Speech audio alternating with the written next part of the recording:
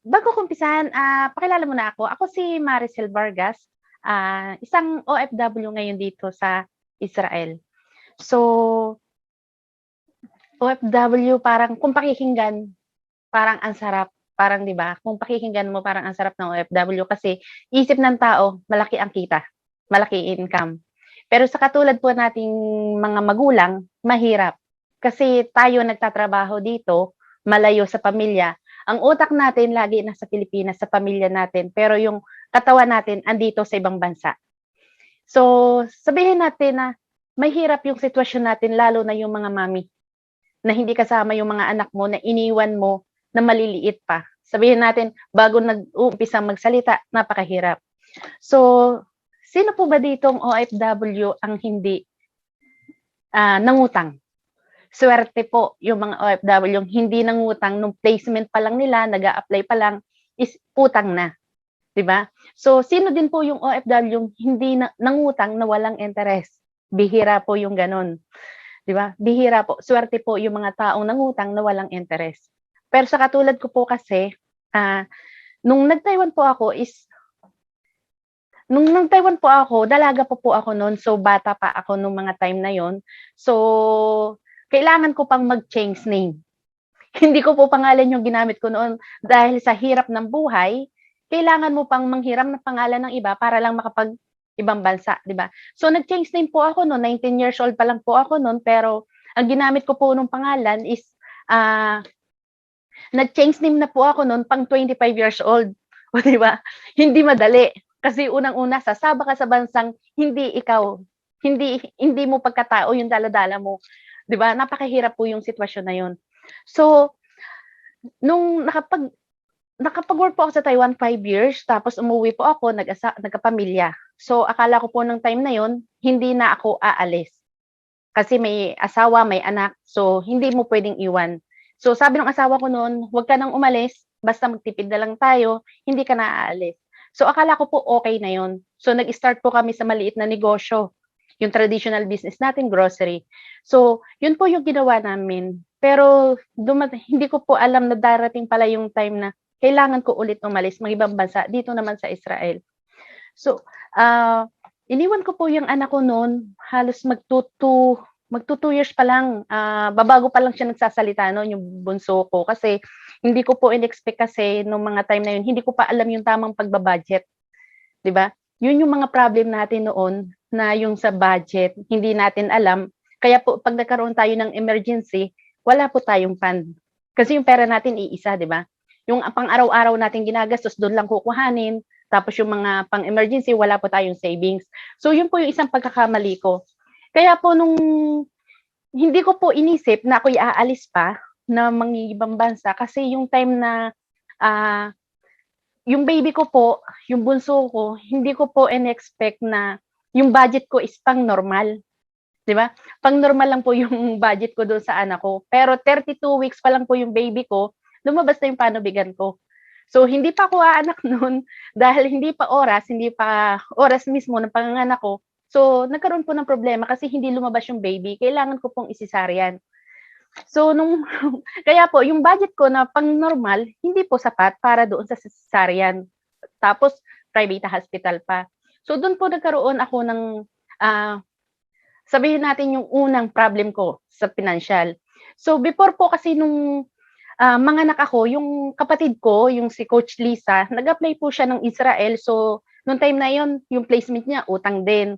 Tapos nung makaalis po after 2 days, yung kapatid ko naman po, yung baby niya 6 months, nagkaroon po naman ng findings na dinala sa hospital na meningitis. So, months po nagamutan. So, nung after 2 days po, yung kapatid ko, si Coach Nerly, yung anak niya, nagkaroon po ng findings ng meningitis, kailangan po ng financial. So, wala po siyang matakbuhan. Tapos, after 2 days po, ako naman na-emergency naman ako kasi yung baby ko, 32 weeks, lumabas na yung panubigan ko. So, hindi pa ilalabas yung baby, pero lumabas na yung panubigan. So, ang kailangan ko po, cesarean. 2 days din po yun, after 2 days. Nung year 2013 po yun. So, nung after po ako manganak, parang isa na lang po yung inaasahan namin sa magkakapatid. Yung kapatid ko na lang pong panganay. So, yung after po pong manganak, yung ate ko naman po, nung gabi na yun, Pagka-uwi niya ng bahay nung umaga, nasunog naman po yung tindahan niya, 'di ba? Isipin mo yung tindahan niya nung mga time na yun, bagong deliver, punong-puno, pero naabo lang yung milyon niya, 'di ba, yung laman ng paninda, as in. So, madalit sabi po, kami pong 4 na magkakapatid, zero balance, wala po kaming matakbuhan. Na sa halip na bawat isa mahihinga namin ng tulong, so wala po, gano'n. So, kaya po nung parang nagkanya-kanya po kami ng diskarte noon sa buhay. Kasi yung inaasahan namin akala yung matatakbuhan namin, yung tutulong sa'min, so wala po. Kasi yung kapatid ko nasa hospital, ako sinisesaryan, yung kapatid ko yung si Coach Lisa kaalis lang ng Israel, utang naman yung placement, so nagbabayad. So 2 days lang po yung pagitan namin. Kaya po parang sabi namin, ano ba yan? Ano bang pagsubok yan? Sino ba yung pamilya na bibigyan ng gano'ng pagsubok na halos lahat kayo, 'di ba? Parang ako nanganak, bantay ko yung aking anak na 6 years old, 'di ba? Nagsinisisi ako, bantay ko anak ko 6 years old. Kasi yung adik ko kailangan niya kasama yung nanay ko kasi 'pag nagkokonvulsyon yung anak niya, mahirap.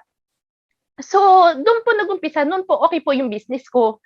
So, nung makapanganak po ako dahil nga sa hindi po okey yung pagba-budget, so do'n po kami na-down, do'n po nag-umpisa na parang maubos po yung savings. Kasi una po, CS po ako, hindi ako makapagtrabaho. Tapos yung income namin, single income, yung tindahan lang, tapos do'n mo lahat kukuhanin yung gastos, 'di ba? So, napakahirap po nung time na 2030 na yun.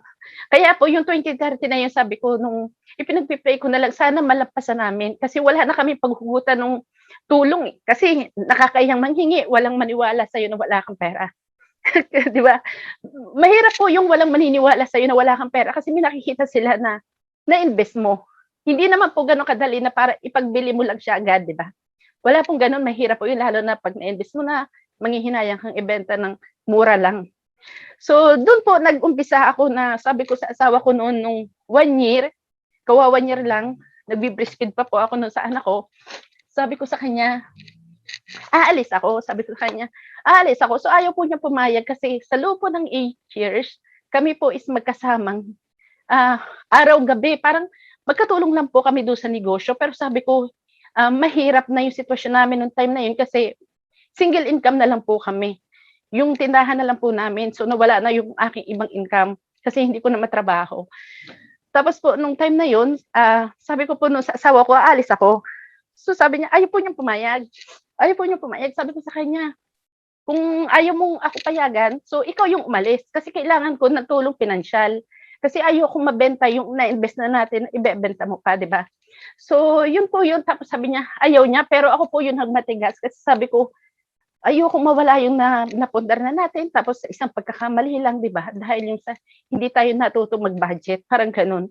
So, yun po, do'n po nag-umpisa akong mag-apply dito pero hindi po gano'n kadali kasi nung time na nag-apply po ako dito, yung placement ko po utang lahat. So, sabihin natin nag-a-apply pa lang ako, nag-i-interest na ako ng 7%. Yung ginagamit kong pang-apply, nag-i-interest na po ako. Tapos natagalan po yung pag-a-apply ko papunta dito. Umabot po kasi ng halos 1 year. So 1 year na nag-i-interest ako ng placement ko at saka yung ginagastos ko na 7% po every month. Sabihin natin sa isang buwan, 30,000, 25,000. So hanggang sa nagpatong-patong kasi hindi ko na po matustusan yung interest. So nasangla po yung aking mga lote, 3 lote ko po nasangla. So natakot po talaga ako, akala ko di na ako makakalis dito. Pero nung sa awa naman po ng Diyos, after 1 year, nakaalis po ako papunta dito sa Israel. Pero hindi po pala gano'n kadali na nasa Israel ka na, okay na, makakabayad ka na, kikita ka na. Hindi po pala kasi mas mahirap po kasi yung loob mo na hindi mo alam paano mo babayaran yung utang mo, paano yung iniwan mo, yung mga gano'n na, 'di ba yung sitwasyon na hindi ko alam paano yung iniwan ko kasi 8 taong hindi kami naghihiwalay tapos nakadepende sila sa akin. Yung mga ganong time na iisipin mo yung pamilya mo tapos iisipin mo pa pinansyal, tapos sasabihin pa sa'yo ng kapartner mo, wala ka na itutulong kasi ang hirap na hindi ikaw yung sinisingil, ako kasi yung naririto. Sabi niya, ako yung sinisingil nila sa utang. So napakahirap po. Kaya po ang advice po ng mga kapatid ko, benta mo na yung properties mo. Sabi niya, benta mo na yung properties mo, sabi niya. Kasi makakabili ka pa ng iba, pero sa sarili ko po hindi. Kasi yun yung reason ko eh. Kaya ako umalis, ayoko mawala lahat yung napundar ko nung time na, nung 8 taon na yun. So sabi po nila, kaya po ang ginawa ko dito, yung part-time ko, bawat day off ko po, yung ipinagpa-part-time ko po siya, linis bahay, hugas plato, alaga nung matanda. So lahat na po kahit hindi ako marunong maglinis ng bahay. So naglilinis po ako ng bahay. Kaya po minsan tinatawanan ako ng mga amo na, ikaw maglilinis ng bahay kasi hindi ako marunong. Ang alam ko lang hugas plato, yung mga ganun. Pero paglilinis talaga hindi ako kasi mabagal po ako. So yun po yung naging ano ko. Pero sinubukan ko, ginawa kasi tayo nga, di ba? Tayo mga Pilipino kahit ano papasukin. Basta kumikita. So, nung time po na yun, umabot po ako ng halos 2 years and 7 months na sabihin natin negative yung pambayad ko sa flat. Mga kapatid ko po yung nag-aambagan. Pagkain ko, bibigyan po nila ako.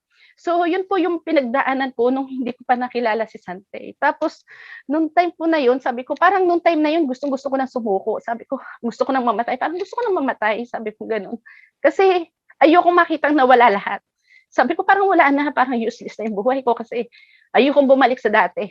Alam mo yung dating walang-wala.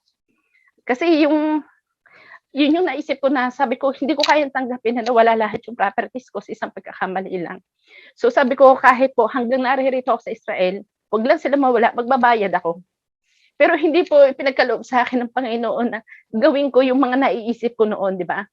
So nung time na nagpapahinga po ako noon, meron pong chatting yung kapatid ko tsaka yung aking upline about sa barley. So, pinasok po yung barley. So, hindi ko inisip na siya is gamitin. Hindi ko siya inisip na gamitin ko kasi unang-una po, ako po yung taong hindi naniniwala sa mga ganitong produkto. Sa mga supplement, hindi po ako naniniwala. As in, pilosopo po talaga ako. Kasi ang sabi ko, kung talagang totoo yan, bakit hindi mga doktor ang alokin? Diba? So, doktor ang sila yung mga magreseta, 'di ba? So, yun po yung isip ko. Hindi po ako naniwala, pero nung pinasok ko po yan, ang isip ko lang po, kasi yung kapatid ko, proven sa kanya na tinake niya, gumaling po yung pananakit ng tiyan niya. So, sabi ko, bakit hindi ko siya subukan ko kayang i-business, ikaw yung bibentahan ko. Sabi ko gano'n sa kapatid ko. So, tapos sabi niya, paano ka kasi tinanong ko yung kapatid ko, kasi yung si Coach Lisa, siya yung unang nag-take. So, wala akong idea paano gawing business to kasi first time ko po. Dahil sa pilosopo nga po, hindi ako naniniwala kaya first time ko po sa ganitong networking. So, yung kapatid ko po, nag-take po siya talaga nung sabi niya, i-try mo din kasi nawala na yung pananakit ng tiyan ko kasi halos kami pong magkapatid, pareho po ng problem sa tiyan. So, sabi ko sa kanya, member ka na ba? Sabi niya, hindi. Sabi ko, o sige, mag-member ako. Tapos sabi niya, saan ka kukuha ng pera? Negative ka nga. Sabi ko sa kanya, ay basta magme-member ako, sabi ko gano'n. So, tinawagan ko po yung upline ko, sabi ko sa kanya, gusto ko ngang mag-avail. Sabi niya, hanin mo, sabi ko, basta gusto kong mag-avail, saan ba nakukuha? So, iniano po niya sa akin sa MentorGab, nagulat po siya kasi sabi niya, ako nga, starter lang, bakit ikaw builder? Sabi niya, may pera ka ba? Sabi ko, basta i-member mo ako. So, tapos, nung sabi po ng upline ko, sigurado ka? Sabi ko, oo nga, kasi nga, ang kailangan ko, isang bagsak ng produkto, di ba? So, isang bagsakan. So, yung upline ko, sabi niya, o siya, sige, sabihin ko doon sa kapitbahay ko, sabi niya. So, hindi pa po ako member, hindi pa po ako na-encode, wala pa po yung produkto. So, nag-post na po ako. Pagka-post po ako na yon, sabi ko nga, wala pang 24 hours. Yung bago ako matulog, pinost ko lang, pagising ko, sold out. O, di ba? Ganun po kabilis. Hindi ko po in-expect kasi ang pinost ko lang yung video ni Kuya Kim, tapos yung product, ano yung benefits ng product, yun lang po, wala akong idea, ano ba to? Pero nung may mga umorder po sa akin, kasi nung time po na nag-umpisa ako, hindi pa po ganito tayo na ganito, wala po pong ganito, kasi off-cam po tayo noon, i-message mo lang sa MentorGab, so wala kang idea. Ang hirap, sabihin natin mahirap. So nung nag-start po ako noon, ipinost ko lang siya, tapos, naubos, yung na-sold out ko na, i-deliver ko na lang pag day off ko. Kasi yung pong lahat ng part-time ko, dati kahit ako nagbabarley, so nagdi-deliver ng barley. So lahat po ng makita ko, makasakay ko, inaalo ko po talaga ng barley. Kasi lahat ng makita kong tao, prospect, iniisip ko pera to. Yun po yun po yung kita ko sa mga nakakasalubong kong mga Pilipino, lalo na 'pag nakikita ko, ay hirap na siya, parang nahihirapan na siya, kailangan ko siyang i-offeran ko ng ganito. Kasi yun po yung isip ko nun, kumita lang, 'di ba? Kumita lang. Pero nung balikan po nila ako, yung mga nabentahan ko, sabi nila, "Salamat kasi nakilala kita. Kasi kung hindi kita nakilala, siguro hindi ko alam kung anong nangyari sa kalusugan ko ngayon," 'di ba? So, ang sarap po sa pakiramdam na balikan ka nun, kaya lalo po ako nagsipag na magbenta. Dun po pumasok na hindi lang pala puwedeng pera-pera lang. So, nung patatlo ko pong order dito sa barley, sabihin natin 'di ba, yung aking builder, doon ako kumuha ng bayad sa membership, tapos yung aking kinita ini-order ko na ulit, re-order na. Pero isa lang po yung masasabi ko talaga nung pagkapasok ko dito sa Sante, hindi ko na namalayan na nakapagbayad ako ng utang. So doon po sa loob ng, sabihin natin yung unang patatlong beses ko pong order, sabihin natin nagpadala po ako dito ng $25, nasamsam po siya ng custom. 'Di ba, $25 sa nag-uumpisa po, hindi po madali masamsaman ka ng $25.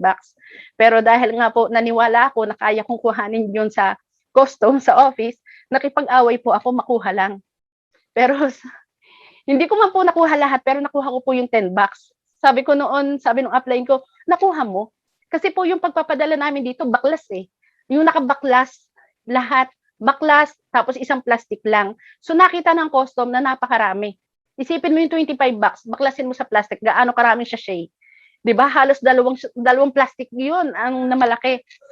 So nagulat yung ano, tapos nakipag-away ako doon sa Ministry of Health. Kasi sabi ko, sulatin mo dito. Hindi pa ako marunong mag-Hebrew noon, wala po akong idea, hindi sila marunong mag-English, hindi ako marunong mag-Hebrew.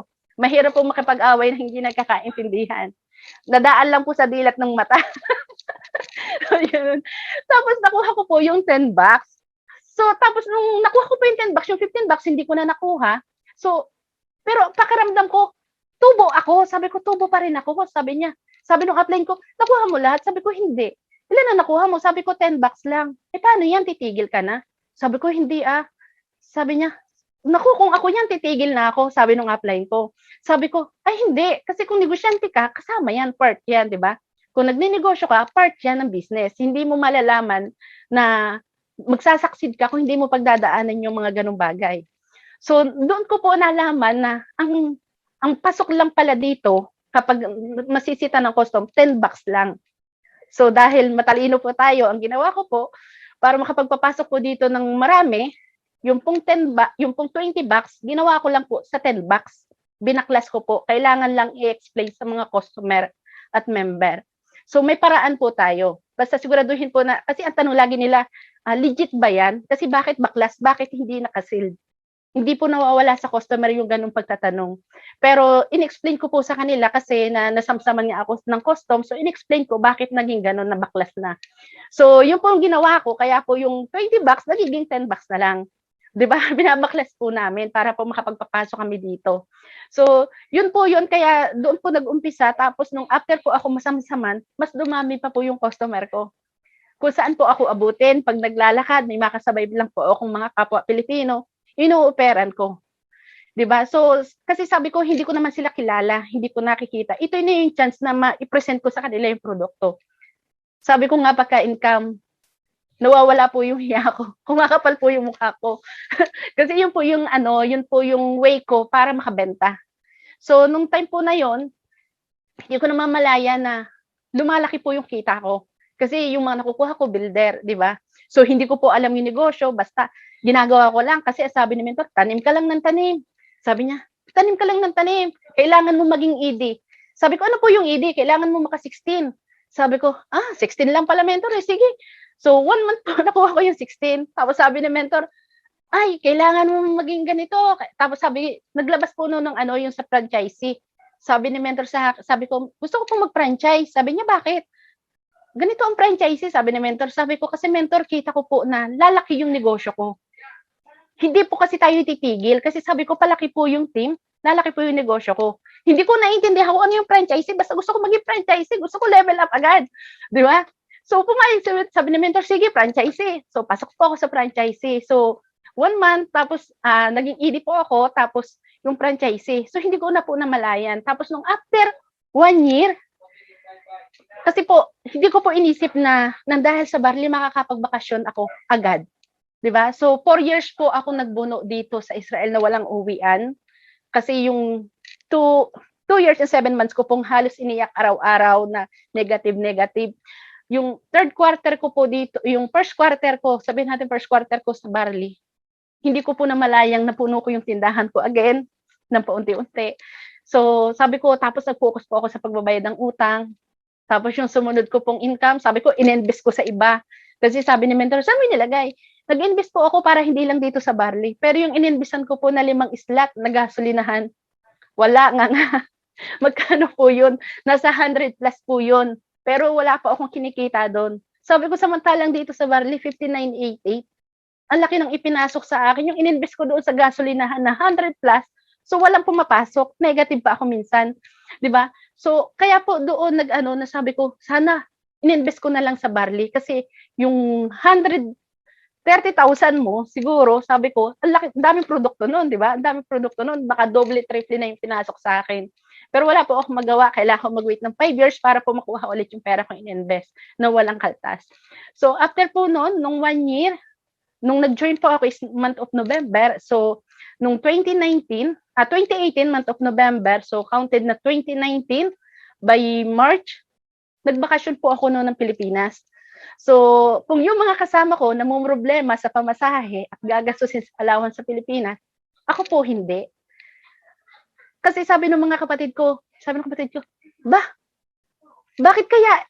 Kasi ang tawag nila sa akin, bakit kaya si Masi, tinatawanan lang tayo, hindi kami nakakarinig na, saan kaya kami kukuha ng panggastos sa Pilipinas? Saan kaya kukuha ng pamasahe? Saan mangungutang? Ako po hindi, tumatawa na lang. Sabi nila, ay, tinatawanan na lang tayo ni Masi. Sabi ganun. Sabi ng dalawa kong kapatid. Kasi sabi ko, mahalaga po, hindi na ako mangutang, basta may pamasahe. Pero hindi ko po naisip, nung umuwi ako ng Pilipinas, na kahit nasa Pilipinas ako, tuloy pala yung kita ko sa barley. Bakit? Kasi po yung mga member, tuloy po yung pag-order at pagbili. Tuloy yung pagbebenta na hindi po, kahit po wala ako, di ba? So, nasa Pilipinas po ako, hindi na ako naglabas pa ng pera na para lang mangutang, di ba? So, kahit nasa Pilipinas po, kumikita ako dahil po sa mga team partner natin.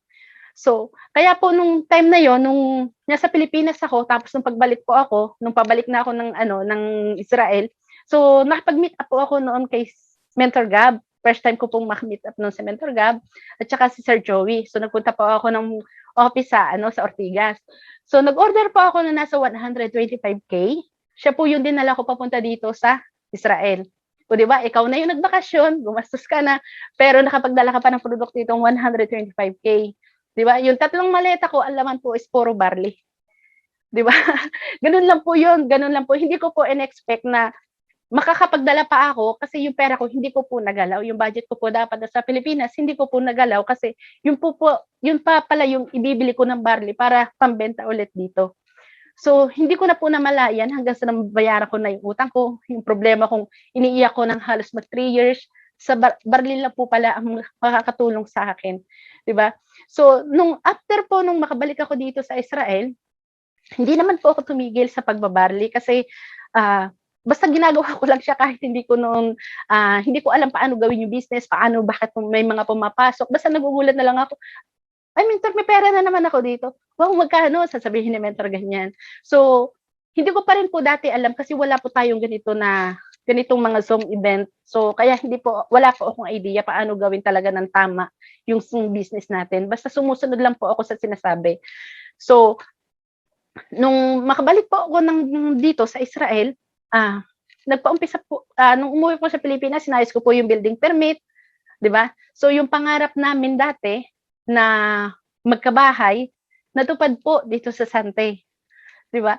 So, sa loob po ng halos 3 years po ako dito, 3 years po dito sa pagsasante, nitong 2019, nag-start po ako 2019 ng month of October. So, natapos po yung bahay ko. Hindi pa naman po siya totally, kulang pa ng pintura. Sabi po ng asawa ko noon, basta bubong lang, may bubong, kahit walang tiles, walang bintana, okay na, sabi niya. So, pinipigilan niya po ako na mag-invest sa bahay. Kasi sabi ko sa kanya, bakit mo pipigilan kung yan yung ibinibigay sa atin? Huwag mong pigilan. Hayaan mo lang kasi hindi naman tayo ngayon mauubusan. Natuto na tayo.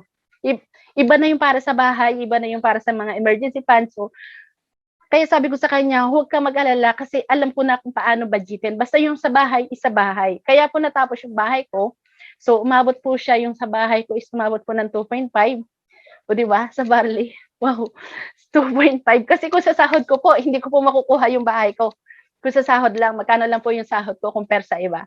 So, yung bahay ko po, umabot po ng 2.5 na hindi ko alam paano hanggang ngayon. Hindi pa ako makikit over paano nangyaring umabot po. Kasi basta po ako noon, hindi ko alam, basta pagka kailangan, nakapagpadala po akong 175, 75K, 200, kasi kailangan na ganito, yung bubong, kailangan daw is 350. So, sabi ko, kaya yan. May barley tayo eh. So, hindi ko po namalayan talaga na umabot ng ganun yung price ng bahay ko na hanggang ngayon hindi pa siya tapos. O, diba? So, ngayon po, nagpapabakod ako. Ang kailangan ko na lang sa bahay is yung furniture at saka yung pintura. So, ngayon po, nagpapabakod ako. So, sabi nga ng asawa ko, stop muna yung bahay. Sabi ko, hindi, tuloy mo lang. Iba yung pinagkukunan natin ng sa bahay, iba yung sa ating business. Kaya sabi niya, ito i-invest ko muna daw ulit sa barley. Sabi ko, hindi, meron sa barley. Huwag mo isipin yung barley. Hayaan mo lang yung sa bahay para matapos na kasi may gusto akong bilhin ulit eh. Kasi sabi ko sa kanya, sige, pag hindi natapos ang bahay, wala kang sasakyan. O di ba?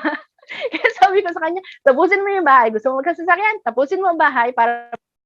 So, kaya yun po, nagpapasalamat po kami talaga kasi dito sa Santi Barley, di ba? So, dahil doon, nakapagpabahay po ako. Unang-una kasi yung aking, naririnig pa ba po ba ako? Kasi may tumatawag. Yes po, naririnig. Wala yung Bluetooth. Hello? Naririnig, mentor. Naririnig. Okay. Kasi yung aking bahay, yun. Tapos ngayon, kasi yung aking mag-aama dati, nakatira lang doon sa tindahan. Alam mo yung tindahan na may kwarto, tapos mainit along the highway. So, di ba yung alikabok, tapos yung init, pasok na pasok, walang sisingawan kasi yung tindahan, bahay, kasama. So, napakahirap po noon. Kaya po yung anak ko, hindi nawawala ng asthma. Yung anak kong babae po, yung anak kong panganay, hindi siya nawawala ng asthma. Kaya po nung dumating yung Sante, pinahinom ko po siya. Dati po payatin siya. Ngayon po hindi na. Sexy na. At nawala po yung kanyang asthma. At yung pong ngayon, nung nakamove na po sila sa bahay ko, yung asawa ko naman po siya. Yung asawa ko naman dati, problema, pananakit ng tiyan. So, yung pananakit po niya ng tiyan, sabihin natin, 2 days niyang iniinda yung sakit. 2 days niya iniinda yung sakit. So, hindi mawala. Ininom niya na po yung lahat ng pain reliever pero hindi po mawala. So, sabi ko sa anak ko, kumuha ka ng isang mineral water na maliit, timplahan mo na isang sachet ng juice, ipainom mo sa papa mo.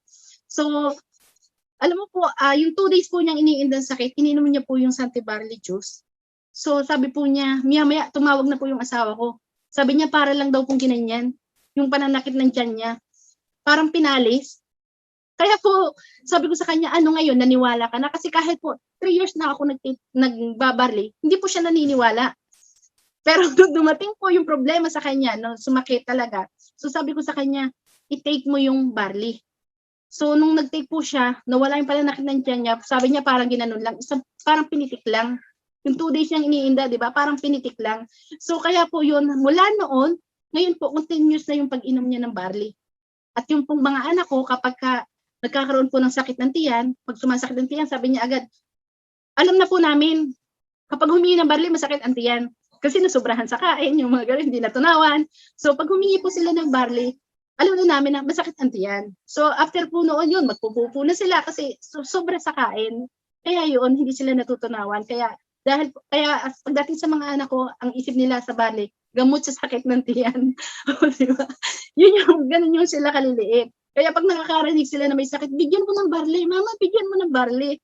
Di ba? Yung mga ganon. Kaya nakakatuwa po. So, yun po, ngayon po, yung sabi ko nga sa pagpapabakod, kaya yun, nang dahil sa barley, hindi lang po financial ang natulungan sa akin, talaga pong sa health ng pamilya ko, sa akin na rin. Yung kung dating, yung na ano yung namimitig. Namimitig po kasi yung binti ko kasi sabi ko nga, 'di ba, part-time. Yung pag nagpa-part-time ako, kailangan habol oras, mabilis ang lakad. So naninigas po yung binti ko. Pero after po nung nag-take ako ng barley, hindi ko na po siya naramdaman. Hindi ko na naramdaman yung pananakit, lalo-lalo na po yung hindi ko na naramdaman nawalan ako ng pera. 'Di ba? So yun po yung isa sa mga ma-share ko. Kaya dahil sa barley talaga, thank you very much. Tsaka yung sa team partner ko, wow. Hindi ko po in-expect na yung sinasabi nga natin na mag-build ka ng business, mag-build ka ng team, hindi po madali, 'di ba? Hindi po siya madali kasi minsan talaga yung katulad na sinabi ni Coach Arlene, yung sabi scammer, 'di ba? Bakit kasi tayong mga OFW, sabi kasi nila, bakit tayong OFW ang pinupuntriyan ng networking? 'Di ba? Magpasalamat po tayong OFW. Kasi bakit tayong inoperan? Kasi unang-una, makakatulong sa ating extra income. Bukod sa makakatulong sa ating extra income, lalawak po yung mundo natin. Marami tayong pwedeng makausap, mawawala po yung pagiging bored natin sa trabaho. Kung yung mga problema mo dati na sinosolo mo, ngayon meron ka nang makakausap, 'di ba? Magagamit natin yung mga ekstrang oras natin para mas pakinabangan, 'di ba? Kung dati scroll lang ng FB, post ng mga kung ano-ano, 'di ba? So hindi po nakakatulong, mababas ka pa. Pero dito, dahil dito sa Sante, yun ang unang-una, ang nawala sa akin yung stress ko, depressed ko, 'di ba? At yung utang ko. hindi ko na nagawa. Hindi ko na nagawa yun. Ngayon kung uutang man ako pang business, 'di ba? Pang business. Pero yung mga utang na dahil sa kinapos ka, nagipit ka, kailangan mo ng pera kasi may pag-aanuhan ka. Hindi na po, nawala na po sa akin yun. Kaya yun po ang masasabi ko. Ako po si Maricel Vargas, isang franchisee international at saka Diamond Director. Yun lang po, Coach. Mentor, balik sa iyo, Coach Arlene. Thank you very much.